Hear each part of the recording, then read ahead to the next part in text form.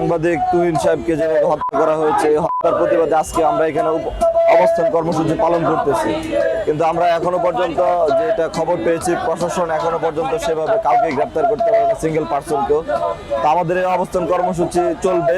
24 ঘন্টার আলটিমেটাম আমরা এখানে দিয়েছি। 24 ঘন্টার ভিতরে যদি তারা সেভাবে যারা চিহ্নিত আসামি তাদেরকে গ্রেপ্তার করতে ব্যর্থ হয়, আমরা কমিশনার কার্যালয় বরাবর অবস্থান কর্মসূচি নিব এবং একই সাথে তাদেরকে শাড়ি এবং চুড়ি উপহার দিব, যে শাড়ি চুড়ি পরে তারা কমিশনার কার্যালয়ে অবস্থান থাকবে।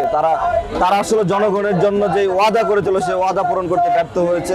হত্যাকারীদেরকে এখনো গ্রেপ্তার করতে পারেন, সুতরাং তারা শাড়ি এবং চুরির প্রাপ্য আমরা মনে করি এবং তাদেরকে সেটাই আমরা কালকে দিব, তাদেরকে সেটা উপহার হিসেবে দিব যদি তারা ব্যর্থ হয় গ্রেপ্তার করতে যারা আসামি তাদেরকে।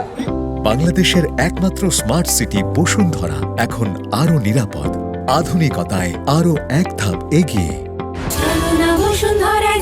আইন শৃঙ্খলা পরিস্থিতি মারাত্মক লেভেলের অবনতি হয়েছে, কারণ একের পর এক হত্যা হচ্ছে কিন্তু আমরা কোনো কিছুই দেখতে পাচ্ছি না। একটা ন্যূনতম বিচার নাই, একটা আসামি গ্রেপ্তার নাই।